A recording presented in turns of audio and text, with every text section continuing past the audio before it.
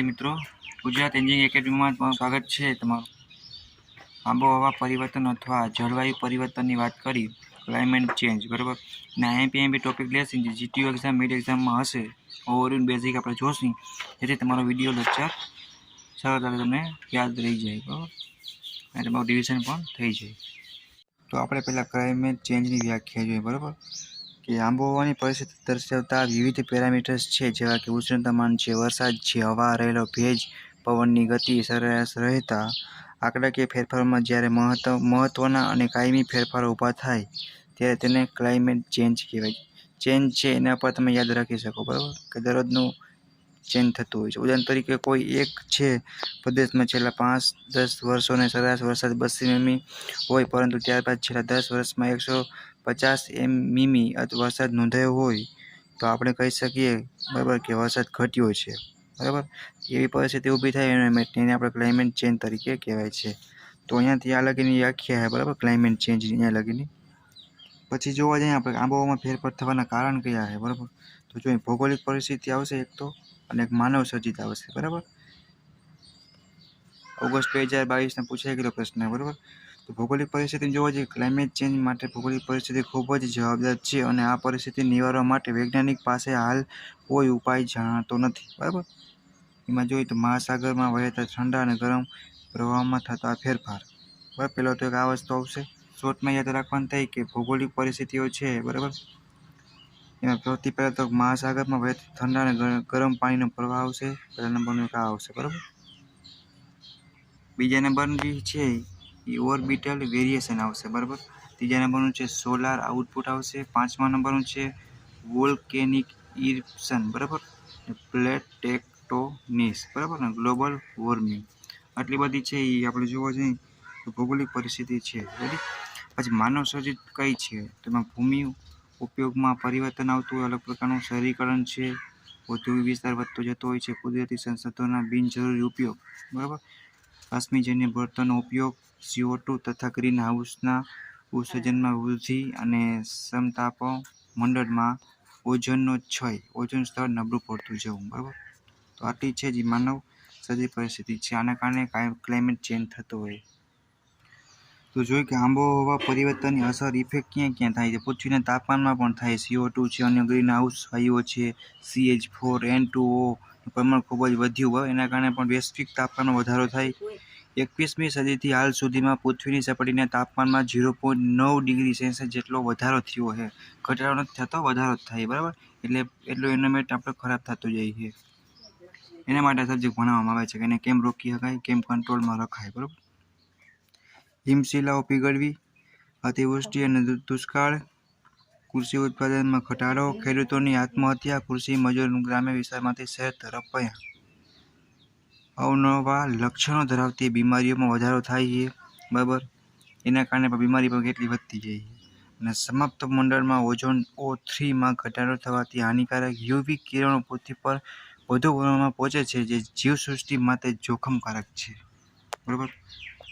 એટલે આટલી ઇફેક્ટ થઈ છે. એ નુકસાન છે, બેનિફિટ આમાં છે જ નહીં, બરાબર. તો ગ્લોબલ વોર્મિંગ અથવા ગ્રીન હાઉસ અસર, બરાબર, બે રીતે પ્રશ્ન પૂછાઈ શકે. આ જીટીયુ એક્ઝામ માટે અને મિડ એક્ઝામ માટે આઈએમપી છે, બરાબર. મિડ માટે મેં એટલું કીધું, કોઈ કોલેજના ચેપ્ટર ચોથું ચાલુ હોય અથવા બીજું આડે ચાલુ હોય એના માટે કીધું. જીટીયુ એક્ઝામમાં તો બધું આરો જશે એટલા માટે. તો ઠંડા પ્રદેશમાં કાચની પારદર્શક દિવાલો અને છતની રચના કરી હાઉસ બનાવવામાં આવે છે, જેમાં કિંમતી છોડ અને વનસ્પતિ ઉછેરવામાં આવે છે. આવા હાઉસને ગ્રીન હાઉસ કહેવાય. તો આ વ્યાખ્યા તરીકે પણ પૂછાય, બરાબર. તો તમારે એકવાર બાકી કરી નાખવાની સહેલી. તો એનો આકૃતિ પણ તમને આપી છે કે ગ્રીન હાઉસ ઇફેક્ટની, બરાબર. તો એમાં તમારે બોક્સ બનાવી અને વ્યવસ્થિત લખી નાખવાનું. સૂર્ય છે, બરાબર, બીજા તમારે 2 લાઇન પણ ડ્રો કરી અને પ્રોપર લખવાનું, બરાબર. એટલે તમારું માર્ક્સ મળી જશે. અને આના ઉપરથી આખું સમજાઈ જાય ક્વેશ્ચન, બરાબર, કેવી રીતના શું કાંઈ છે. ગ્રીન હાઉસ વાયુઓ છે, બરાબર, એને કેટલાક એની અંદર જે ગેસીસ છે એ કયા એ આપણે જોઈએ.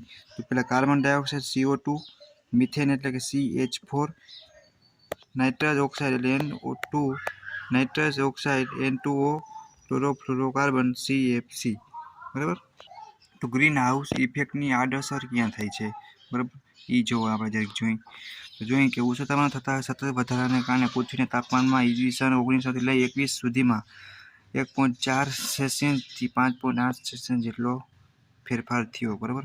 તાપમાનના વધારાને કારણે ધ્રુવ પ્રદેશોનો બરફ ઓગળશે અને દરિયા કિનારે આવેલા પ્રદેશો શહેરમાં પાણી ડૂબી જશે, બરાબર. તાપમાનના વધારાને કારણે જંગલની જીવનસૃષ્ટિ ઉપર વિપરીત અસર થાય છે, બરાબર, અને વન પેદાશોમાં પરિવર્તન આવશે, બરાબર. અને જોવા જઈએ તાપમાનના વધારાના કારણે ખેતી ઉપર વિપરીત અસર આવે છે, જમીન ભેજ ઘટશે અને ઘઉં, જુવાર જેવા પાકના પેદાશ ઘટશે. ઋતુચક્ર છે અને મોસમી પવનનું સંતુલન ખોરવાઈ જશે. એ તો હાલમાં જોવા જઈએ તો 2024માં જ આપણે મોસમનું જે ચક્ર છે એ ખોરવાઈ ગયું છે આપણે લાગે એ એન્વાયરમેન્ટનું કારણે, બરાબર. અને અનિયમિત વરસાદ થાય છે, તો આ પણ એવી રીતના થાય છે. ઉનાળે શિયાળે કાંઈ ફિક્સ નથી હોતું. હવામાનમાં અણધાર્યા ફેરફાર, વંટોળ, ચક્રવાત જેવા પવન અને તોફાન પણ થશે. આટલી બધી છે કે એ આડઅસર થતી હોય, બરાબર કે નહીં. તો આપણે ગ્રીન છે હાઉસ ઇફેક્ટ, બરાબર, એના કારણે એટલી ઇફેક્ટ પડે છે. GWP, તો કોઈ પણ ગ્રીન હાઉસ ગેસ કાર્બન ડાયોક્સાઇડની સરખામણીમાં કેટલી ગરમી શોષે, બરાબર, તેને ગ્લોબલ વોર્મિંગ પોટેન્શિયલ કહેવાય છે. કાર્બન ડાયોક્સાઇડ વાયુને GWP 1.0 લેવાય, બરાબર. એ વસ્તુ તમારે ધ્યાન રાખવાની.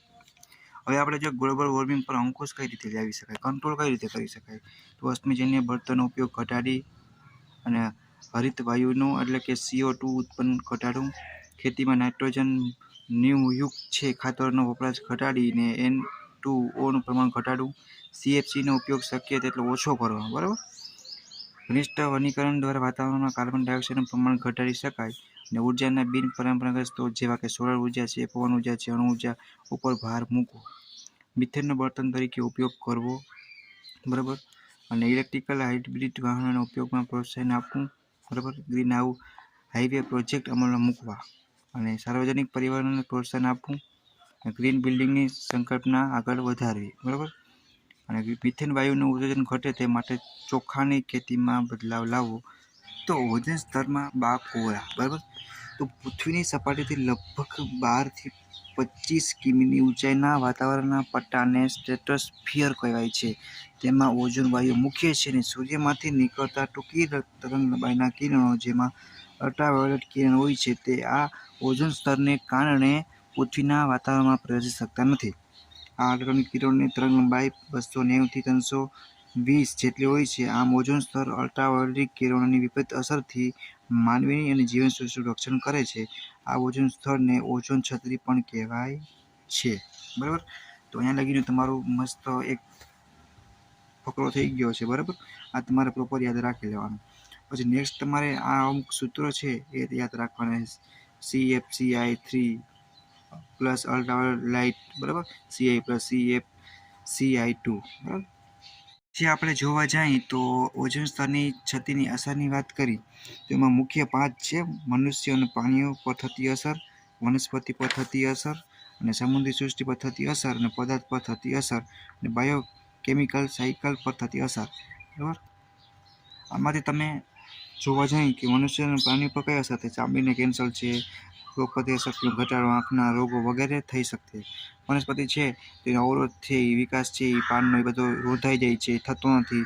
ક્લોરોફ્લોરોનું ઉત્પાદન ઘટે છે, પાકનું ઉત્પાદન ઘટે છે વગેરે. સમુદ્ર છે જીવનસૃષ્ટિ નાશ પામે છે, જેના લીધે વનસ્પતિ ઉપર નભતી જીવનસૃષ્ટિ નાશ પામે છે વગેરેમાં માઠી અસર થાય તો કેમાં સમુદ્રના નિર્વસન તંત્રમાં. પદાર્થ પર થતી અસર છે યુવી કિરણના લીધે લાકડા, પ્લાસ્ટિક, રબર, કાપડા વગેરેની ગુણવત્તા પર ઘટે.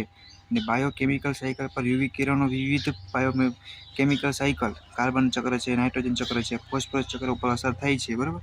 આવી બધી વિપરીત ક્ષતિઓ થઈ છે. ઓઝોન સ્તરની ઇફેક્ટ છે આ બધી, બરાબર. તો હવે આપણે જોવાના છે એક આઈએમપી ટોપિક છે CFC શું છે. એ CFC એ ક્લોરોફ્લોરિન અને કાર્બનનું સંયોજન છે જે વાયુ અથવા પ્રવાહી સ્વરૂપે પ્રયોગશાળામાં ઉત્પન્ન કરી શકાય, બરાબર. અને આ વાયુ ઓઝોન સ્તરમાં છતી માટે જવાબદાર છે.